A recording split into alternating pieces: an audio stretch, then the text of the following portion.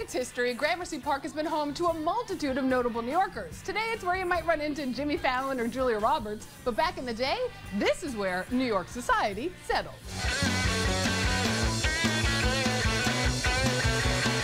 Now, some say that Gramercy Park was the first attempt at urban planning in America, where a park was given to the landowners who surrounded it. Now, to this day, you cannot access the park unless you live here and have a key. But lucky for us, the neighborhood is full of amazing eats and treats. But before we get to all the fun and the food, let's get our facts straight.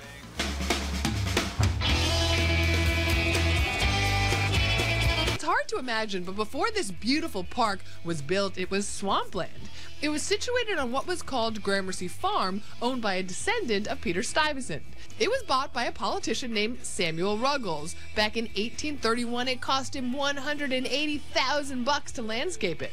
In order to drain it, about 100 horse cart loads of earth had to be moved. Then Gramercy Square was laid out.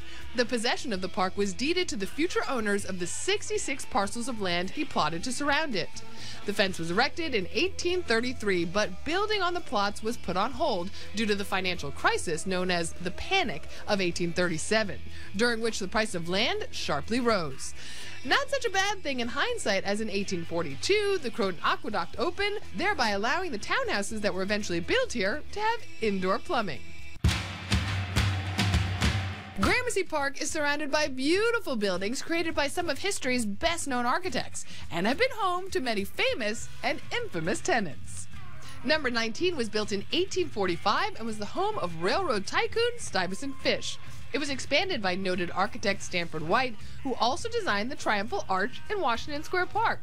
And later, John Barrymore lived here while working on the Great White Way. At numbers 3 and 4, the doorways of the Greek Revival townhouses are attributed to Alexander Jackson Davis, one of America's most prominent 19th century architects, who also designed the former Customs House, also known as the Federal Hall National Memorial.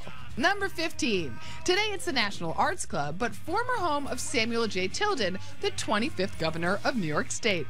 Remodeled by architect and landscape designer Calvert Vaux, who co-designed New York's Central Park.